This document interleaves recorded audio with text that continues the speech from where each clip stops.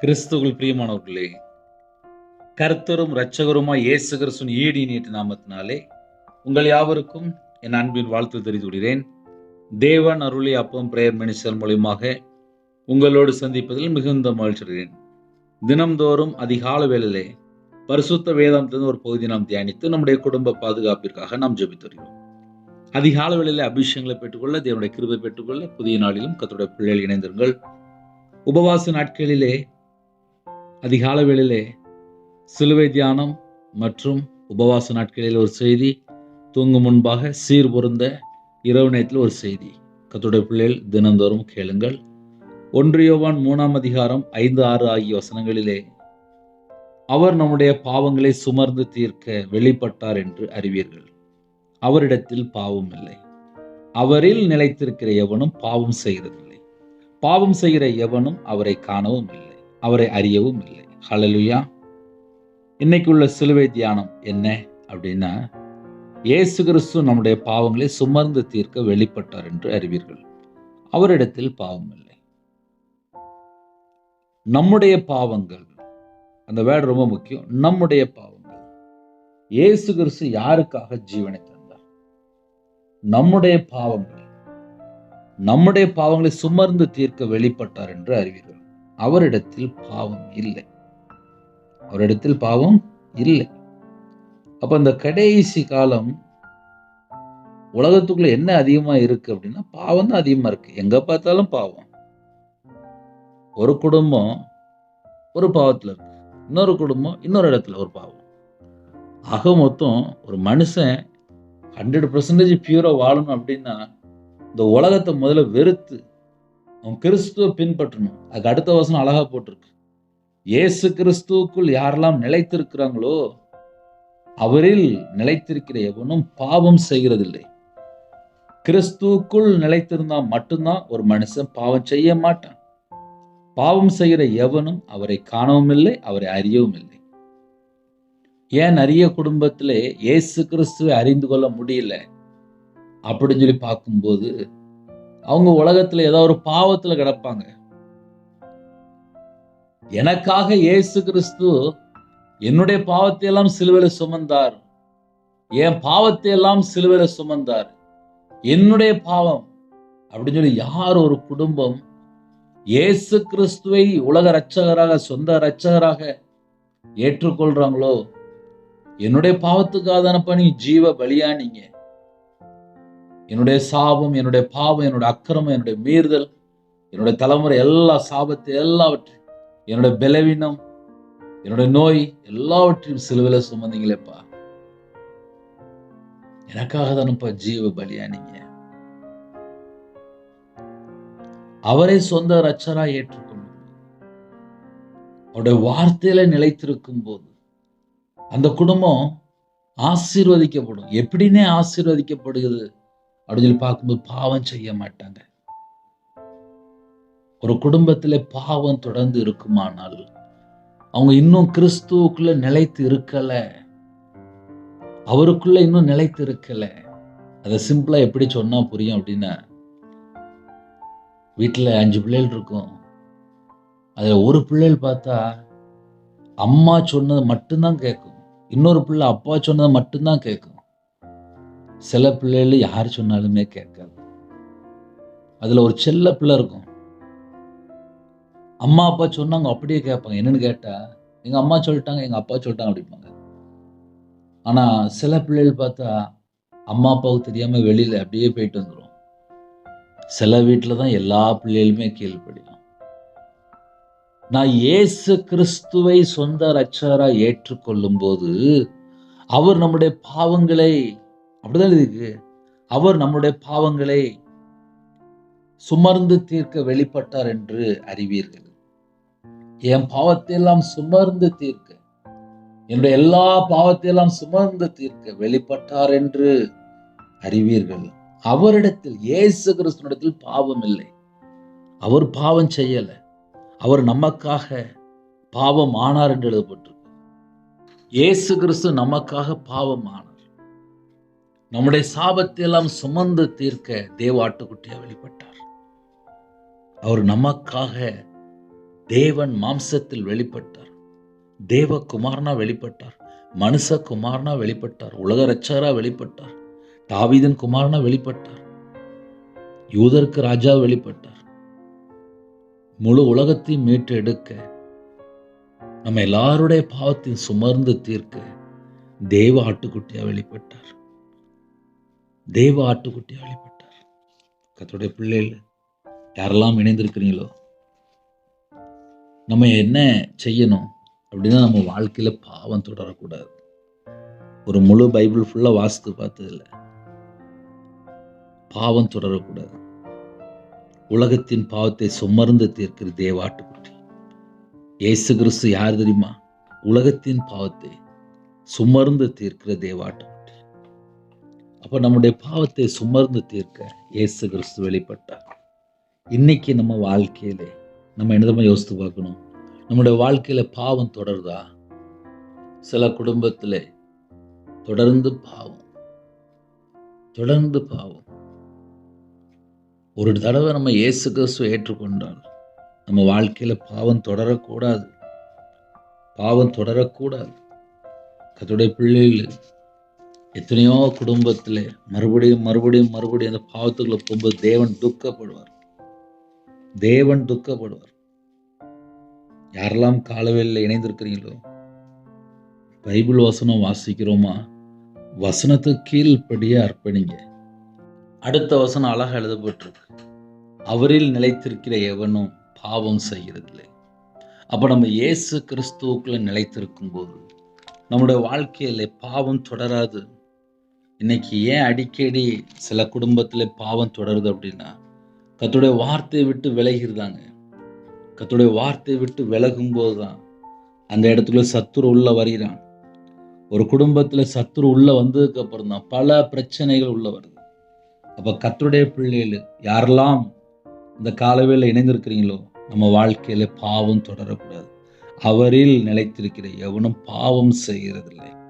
பாவம் செய்கிற எவனும் அவரை காணவும் இல்லை, அவரை அறியவும் இல்லை. இந்த காலவேளையிலே நாம் சற்று ஆராய்ந்து பார்ப்போம். 24 மணி நேர வாழ்க்கையிலே பாவம் தொடருதா?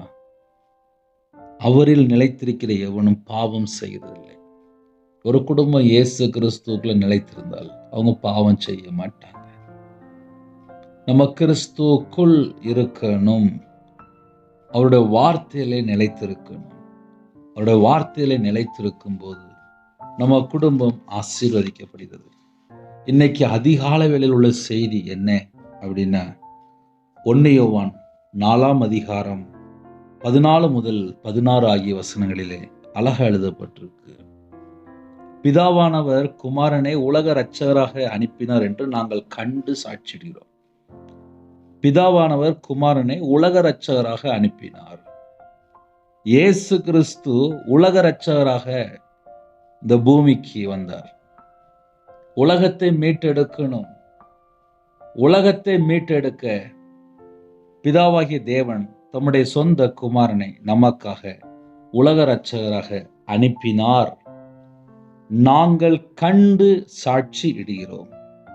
அடுத்த வசனம், இயேசுவானவர் தேவனுடைய குமாரன் என்று அறிக்கை பண்ணுகிறவன் எவனோ அவனில் தேவன் நிலைத்திருக்கிறார், அவனும் தேவனில் நிலைத்திருக்கிறான்.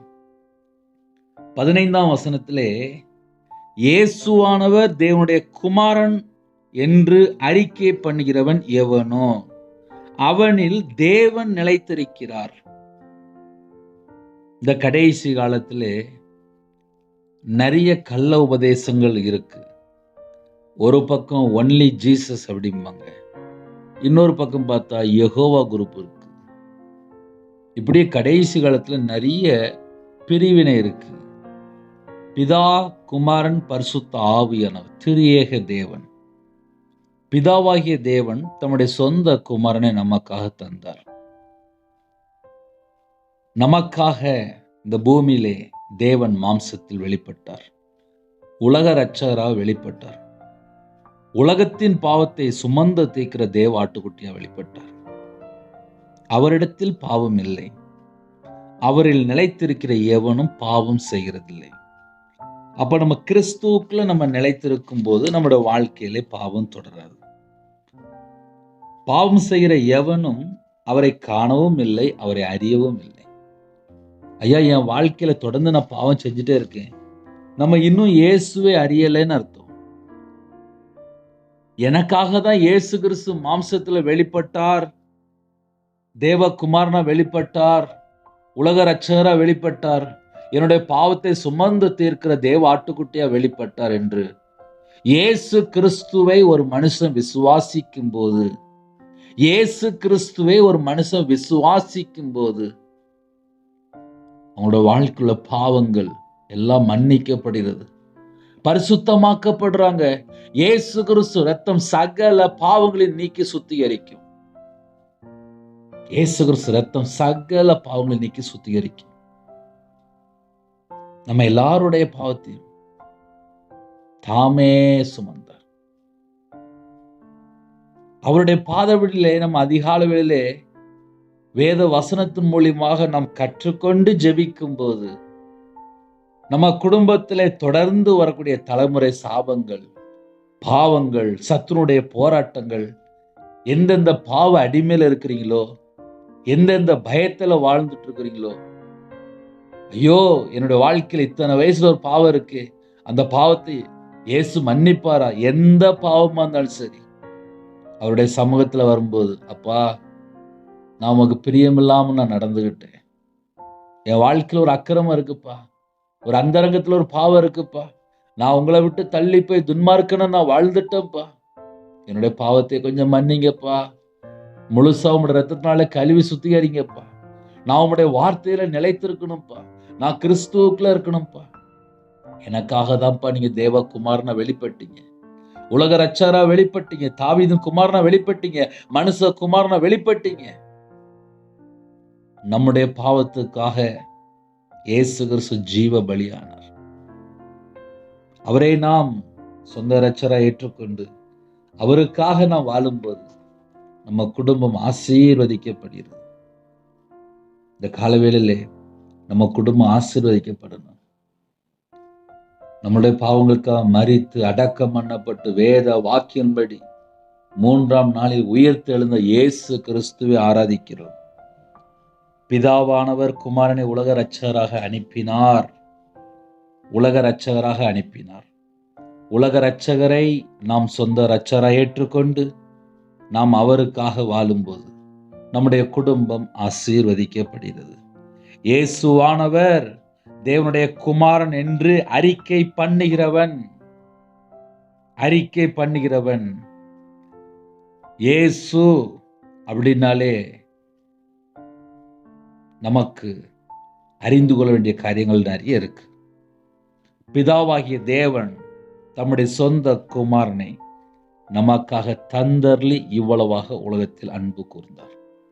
ஒருவரும் கெட்டு போக கூடாதா, எல்லாரும் ரட்சிக்கப்படணும், எல்லாரும் ரட்சிக்கப்படணும், எல்லாரும் ரட்சிக்கப்படணும். இயேசுவானவர் தேவனுடைய குமாரன் என்று அறிக்கை பண்ணுகிறவன் எவனோ அவனில் தேவன் நிலைத்திருக்கிறார், அவனும் தேவனில் நிலைத்திருக்கிறார்.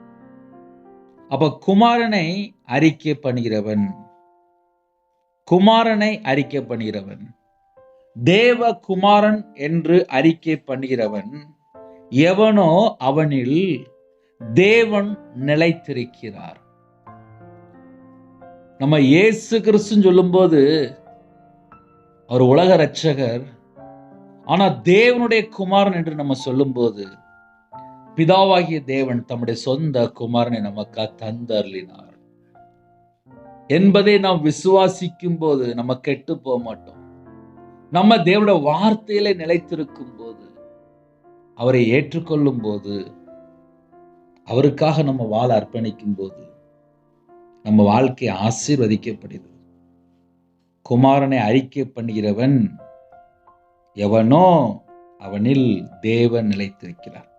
முக்கியமான வசனம் 1 யோவான் 4ஆம் அதிகாரம் 15ஆம் வசனம், முக்கியமான வசனம். வசனத்தை மனப்பாடமா படிச்சிருங்க, மறுபடியும் பேசிட்டு இருங்க. இயேசுவானவர் தேவனுடைய குமாரன், தேவனுடைய குமாரன் என்று அறிக்கை பண்ணுகிறவன். இயேசுவானவரை தேவனுடைய குமாரன் சொல்லி யாரெல்லாம் நம்ம சொல்றோமோ, அறிக்கை பண்ணுகிறவன் எவனோ அவனில், அவங்களுக்குள்ள, நமக்குள்ள பிதாவாகிய தேவன் நிலைத்திருக்கிறார். அவனும் தேவனில் நிலைத்திருக்கிறார். அப்ப நம்மளும் பிதாவாகிய தேவனுக்குள் நிலைத்திருக்க முடியும். எப்போ அப்படின்னு சொல்லி பார்க்கும்போது, தேவகுமாரனை நாம் அறிக்கை பண்ணும்போது, தேவகுமாரனை அறிக்கை பண்ணும்போது, அந்த வேர்ட் மறுபடி சொல்றேன், தேவகுமாரனை நாம் அறிக்கை பண்ணும்போது, மாம்சத்தில் வெளிப்பட்ட மனுஷகுமாரன், நமக்காக மாம்சத்தில் வந்த இயேசு கிறிஸ்து. மாம்சத்துல வந்த இயேசு கிறிஸ்து ஒருத்தன் அறிக்கை பண்ணல அப்படின்னா அவன் அந்தி கிறிஸ்து. மாம்சத்துல வந்த இயேசு கிறிஸ்துவை அறிக்கை பண்ணாமல் இந்த உலகத்துல ஏகப்பட்ட கள்ள ஆவி சுத்திட்டு இருக்கு. அந்தி கிறிஸ்து ஆவி சுத்திட்டு இருக்கு. ஒரே போலி அற்புதம், போலி அடையாளம், டயலாக்கு, அப்படியே பல வேர்டு பொய்யா பேசிட்டு இருப்பாங்க. காதுக்கு இனிமையா இருக்கும். பிரசங்கம் கேட்கும்போது அப்படியே காதுல அப்படியே அழகா இருக்கும். ஆனா ஆத்துமா ரட்சிக்கப்படாது. ஏன்னா உலக காரியத்தை பேசிட்டு இருப்பாங்க. ஒன்லி டயலாக் பிரசங்கம். அநேக கள்ள தீர்க்கதரிசிகள் எழும்பி அநேகரை வஞ்சிக்கிறாங்க. பணத்துக்காக ஊழியம் பண்றாங்க. முடிவு என்ன தெரியுமா? 2ஆம் மரணமாகிய அக்கினி கடல், அக்கினியும் கந்தமும் எரித கடல். வெளிப்படுத்தின விசேஷம் 21ஆம் அதிகாரம் 8ஆம் வசனத்தை வாசித்து பார்த்தீங்கன்னா, பொய் பேசினா கூட 2ஆம் மரணமாகி அக்கினியும் கந்தம் எரித கடலாம். இன்னைக்கு ஜனங்களுக்குள்ள என்ன இருக்கு? ஆயத்திறந்தா பொய் தான் இருக்கு, உண்மை இல்லை. ஆனா இயேசுவானவர் தேவனுடைய குமாரன் என்று அறிக்கை பண்ணுகிறவன் எவனோ அவனில் தேவன் நிலைத்திருக்கிறார். அவனும் தேவனில் நிலைத்திருக்கிறான். 16ஆம் வசனம், தேவன் நம்மேல் வைத்திருக்கிற அன்பை நாம் அறிந்து விசுவாசிக்கிறோம். தேவன் நம்மேல் வைத்திருக்கிற அன்பை நாம் அறிந்து விசுவாசிக்கிறோம். அப்படின்னா என்ன பிரதர் அப்படின்னு சொல்லி ஒருவேளை யாராவது கேட்டால், பிதாவாகிய தேவன் தம்முடைய சொந்த குமாரனை நமக்காக தந்தருளி இவ்வளவாக உலகத்தில் அன்பு கூர்ந்தார். யோவான் 3ஆம் அதிகாரம் 16ஆம் வசனம். அந்த வசனம் எல்லாருக்குமே மனப்பாடமா படிச்சு வச்சிருக்கணும். ஏன்னா இந்த கடைசி காலத்துல அந்தி கிறிஸ்துக்கு நிறைய இடத்துல ஊழியம் நடந்துட்டு இருக்கு. சத்தியத்தை பேசவே மாட்டேங்க. ஒரு வேதனையான காரியமா இருக்கு. தேவன் தம்முடைய ஒரே பேரான குமாரனை விசுவாசிக்கணும் எவனவன் கெட்டு போகாமல் நித்திய ஜீவனை அடையும்படிக்கு அவரை தந்தருளி இவ்வளவாக உலகத்தில் அன்பு கூர்ந்தார். உலகத்தை ஆக்கினிக்குள்ளாக தீர்க்கும்படி தேவன் தம்முடைய குமாரனை உலகத்தில் அனுப்பாமல் அவராலே உலகம் ரட்சிக்கப்படுவதற்காகவே அவரை அனுப்பினார். எல்லாரையும் மீட்டு எடுக்கணும்ப்பா. எல்லாரையும் மீட்டு எடுக்கணும் அப்படின்னாலே கர்த்தருடைய பிள்ளைகள் சிலுவை தியானம் ரொம்ப முக்கியம். ஏன் வருஷம் சிலுவை தியானத்தை கரெக்டா 40 நாள் அனுசரிக்கிறாங்க அப்படின்னா, ஜனங்களுக்குள்ள சத்தியம் தெரியாமே போச்சு. எப்படி அப்படின்னா, எல்லாருக்கும் தீர்க்க தரிசனம் வேணும். என் வீட்டுக்குள்ள எனக்கு ஒரு அற்புத அடையாளம் நடக்கணும். நான் கையில பைபிள் எடுத்து வாசிக்கும் போது நான் மனம் திரும்ப ஆரம்பிச்சேன். மனம் திரும்ப ஆரம்பிக்கும் போது என்னோட வாழ்க்கை ஆசீர்வாதமா இருந்துச்சு. அதை நான் டெய்லி நான் பார்த்துருக்கேன். அப்ப எப்படி அப்படின்னு சொல்லி பார்க்கும்போது, ஒரு மனுஷன் தேவனோட வார்த்தையில என்னைக்கு ஐயோ நான் கர்த்தரை விட்டு தள்ளி போயிட்டேனே, என் வாழ்க்கையில ஒரு பாவம் இருக்கு அப்படின்னு சொல்லி ஒரு குடும்பம் என்னைக்கு மனம் திரும்புறாங்களோ அன்னைக்கு தான் அந்த குடும்பம் ஆசீர்வாதம். அப்போ ஒரு குடும்பம் ஆசீர்வாதமா இருக்கணும் அப்படின்னா கர்த்தருடைய வார்த்தையில அவங்க கண்டிப்பா நிலைத்து இருக்கணும். இந்த கடைசி காலத்துல உலகத்துக்குள்ள பொல்லாத காரியம் நிறைய இருக்கு, பாவ காரியம் நிறைய இருக்கு, கெட்டு போற காரியம் நிறைய இருக்கு. இஷ்டம் போல வாழலாம்னு சொல்லிட்டு துணிகரமா வாழ்ந்துட்டு இருக்காங்க. ஆனா முடிவு என்ன தெரியுமா? 2ஆம் மரணமாகிய அக்கினியும் கந்தமும் கடலிலே பங்கடைவார்களாம். ஒரு மனுஷன் தொடர்ந்து பாவம் பண்ணிட்டே இருக்கிறான் அப்படின்னா, அவனுக்கு முடிவு எங்கன்னு சொல்லி பார்த்தா, அக்கினியும் கந்தம் எரிகிற கடல். அங்கதான் கிடப்பான். அதனால கிருபையின் காலத்திலே மனம் திரும்புற பிரசங்கத்தை கேட்டு ஒரு குடும்பம் மனம் திரும்பினால் அவங்களுக்கு தீர்காயுசு, அவங்க குடும்பம் ஆசீர்வதிக்கப்படும், அந்த குடும்பம் சமாதானமா இருக்கும், அந்த குடும்பத்திலே எல்லா தடைகளும் விலகி போகும், ஆசீர்வதிக்கப்படும், அவங்களுடைய வம்சமே ஆசீர்வதிக்கப்படும். முடிவில் நமக்கு நித்திய ஜீவன், நம்ம கூட பிதா, குமாரன், பரிசுத்த ஆவியான் திரியேக தேவன் நமக்குள்ள இருப்பாங்க. இதெல்லாம் எப்போ பிரதர் அப்படின்னா, இயேசு கிறிஸ்துவை ஒரு குடும்பம் சொந்த ரட்சகரா ஏற்றுக்கொள்ளும்போது எப்படி ஏற்றுக்கொள்ளும் அப்படின்னா, தேவகுமாரனா வெளிப்பட்டார், மனுஷகுமாரனா வெளிப்பட்டார். மாம்சத்திலே வந்த இயேசு கிறிஸ்து மனுஷகுமாரனாக வந்தார். இந்த பூமியிலே தேவகுமாரனாக, மனுஷகுமாரனாக, தாவீதின் குமாரனாக இயேசு கிறிஸ்து வந்தார். மேசியாவாக வந்தார். மேசியாவை நாம் ஏற்றுக்கொள்ளும் போது நம்ம வாழ்க்கை விடுதலையாக்கப்படுகிறது. என்னுடைய பாவம், என்னுடைய அக்கிரமம், என்னுடைய மீறுதல். ஏன் மறுபடியும் சொல்றேன் அப்படின்னா, இந்த சத்தியம் உங்க இதயத்துக்குள்ள வரும்போதுதான் உங்க இதயத்தில் உள்ள அந்த பிரச்சனைக்கு ஒரு முடிவு வரும். இன்னைக்கு நிறைய குடும்பத்திலே சத்தியம் உள்ள இல்லை. வசனம் தெளிவு எழுதப்பட்டிருக்கு. சத்தியத்தை அறிவீர்கள், சத்தியம் உங்களை விடுதலையாக்கும். உங்க இருதயம் தேவனோடு இருக்கணும். தேவனோடு இருக்கும்போது கண்டிப்பா ஒரு ஆசீர்வாதம். ஹல்லேலூயா. 16ஆம் வசனத்திலே தேவன் நம்மேல் வைத்திருக்கிற அன்பை நாம் அறிந்து விசுவாசிக்கிறோம். தேவன் அன்பாகவே இருக்கிறார்.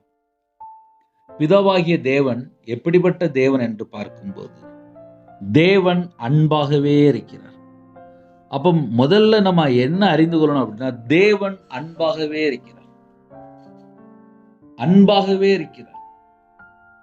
அன்பில் நிலைத்திருக்கிறவன் தேவனில் நிலைத்திருக்கிறான். ஒரு குடும்பம் அன்பா இருக்க ஆரம்பிச்சிட்டாங்க அப்படின்னா, அவங்க தேவனில் நிலைத்திருக்கிறான். இப்ப நான் அன்பு கூறுறேன் அப்படின்னாலே நான் தேவனில் நிலைத்திருக்கிறேன். சரி, இந்த அன்பு கூறுனா என்ன? அதை கொஞ்சம் நம்ம யோசிப்போமே. பக்கத்து வீட்டில் சண்டை போட்டீங்க. சரி, சண்டை போட்டதுக்கப்புறம் ஒருவேளை உங்களுக்கு மனசுல ஒரு காயம் இருக்கு. நம்ம தானே அப்படி பேசிட்டோம், நம்ம மேல ஏதாவது அவங்க தப்பா நினைச்சிருப்பாங்களே அப்படின்னு சொல்லிட்டு போய் இறங்கி போய் பேசிடுவோம். ஒரு 2 தடவை 3 தடவை பேசிடுவோம். ஆனா அவங்களுக்கு பேச மனசு வராது. அப்ப என்ன பிரதர் செய்யணும் அப்படின்னா, அன்பு கூறுறது தான் நம்ம வேலை, மன்னிக்கிறத நம்ம வேலை. ஒருவேளை அவங்க மன்னிக்காம இருக்கிறாங்க, அவங்க காய்மகாரமா இருக்கிறாங்க அப்படின்னா அது நம்ம கணக்கு கிடையாது. நம்ம அன்பு கூறணும், அவ்வளவுதான். அதான் நமக்கு லா சட்டம். பைபிளுடைய முழு சட்டம் என்னன்னா அன்பு கூறணும். அதே போல அந்தகார கிரியைகளுக்கு உடன்படாமல் அவைகளை கடிந்து கொள்ளணும். அந்தகார கிரியை அவைகளுக்கு உடன்படாமல் எபேசியர்ல எழுதப்பட்டிருக்கு. அந்தகார கிரியைகளுக்கு உடன்படாமல். இன்னைக்கு நிறைய குடும்பத்துல இந்த பொல்லாதாவி எப்படி வருது அப்படின்னா, அந்தகார கிரியைன்னு தெரிஞ்சதுக்கு அப்புறம் உடன்பட்டு அவங்களோட சம்பந்தம் கலந்து கொள்ளும் போது அதுக்கப்புறம் அவங்களுடைய வாழ்க்கையில அசுத்தாவிகள், பொல்லாதாவிகள் அவங்களுடைய வாழ்க்கையில அதுக்கப்புறம் தவறான நிறைய பழக்க வழக்கத்துல போயிடுவாங்க. எதனால அப்படின்னா, அவங்க அந்தகார கிரியைகளுக்கு இடம் கொடுத்துட்டாங்க. அன்பு கூறணும், ஆனா கனியற்ற அந்தகார கிரியா இருந்துச்சு அப்படின்னா உடன்படக்கூடாது, அவைகளை கடிந்து கொள்ளணும்.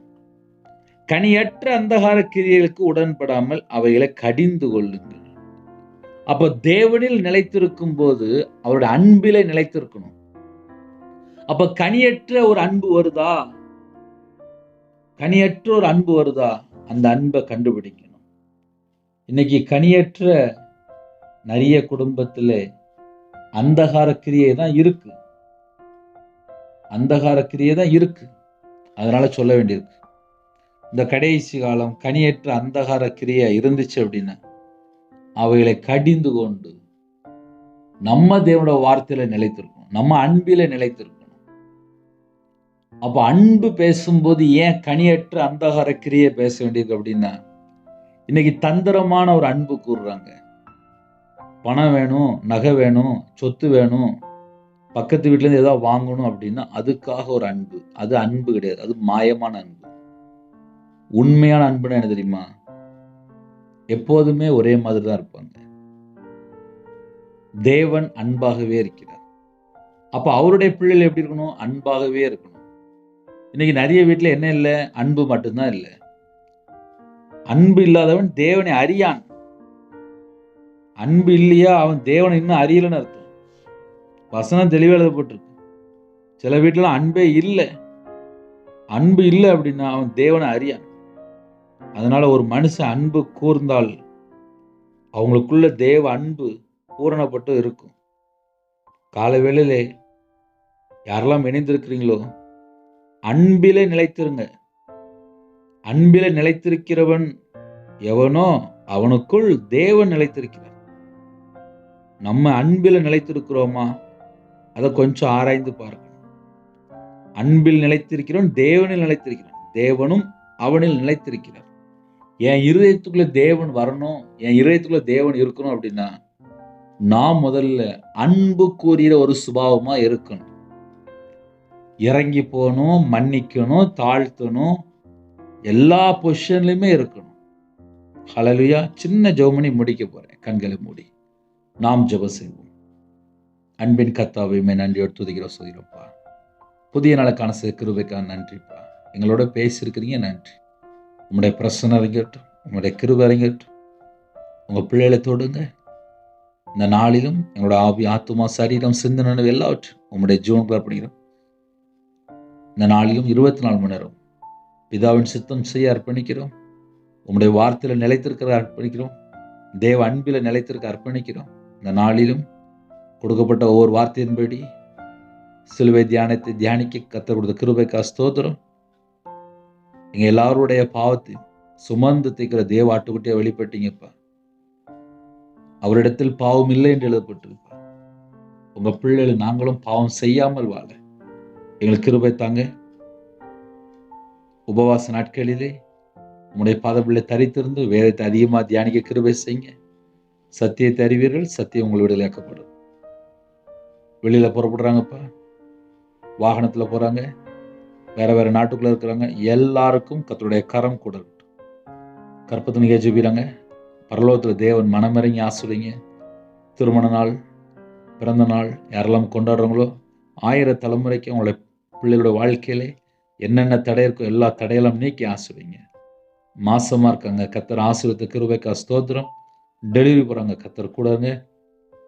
திருமண தேவைக்கு ஜெபிக்கிறாங்க. பரலோக தேவன் வாசலை திறக்கணும்ப்பா. எக்ஸாம் எழுதி சில குடும்பத்துல மற்ற எக்ஸாம் எழுத ஆயத்தமா இருக்காங்க. பிள்ளையோட வாழ்க்கையில எக்ஸாம் எழுதும் பயம் இருக்கக்கூடாது. கர்த்தர் உங்க பிள்ளையோட புறப்பட்டு போங்க. சில குடும்பத்திலே திருமணம் முடிந்ததுக்கு அப்புறம் ஒரு கண்ணீர் வாழ்க்கை, குடும்பத்துக்குள்ளே சஞ்சலம், டைவர்ஸ் அளவுக்கு கோர்ட் கேஸ் சொல்லி போயிட்டு இருக்காங்க. விக்கிர அடிமையில இருக்கிறாங்க, பாவ அடிமையில இருக்காங்க. அந்த குடும்பங்கள் ரட்சிக்கப்படணும். பிள்ளைகளுடைய மன விருப்பத்தை நிறைவேற்றுங்க.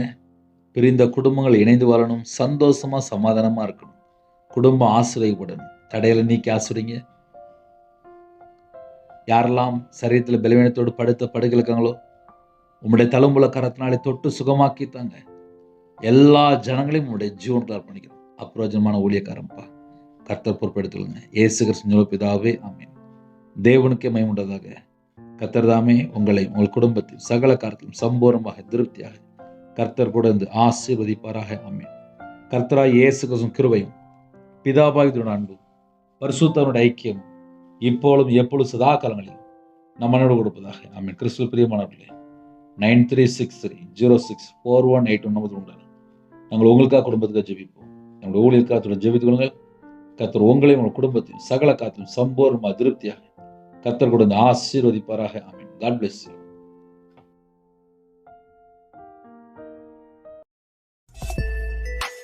Thanks for watching. Please subscribe our channel. Click the like and share. Click the bell. God bless you.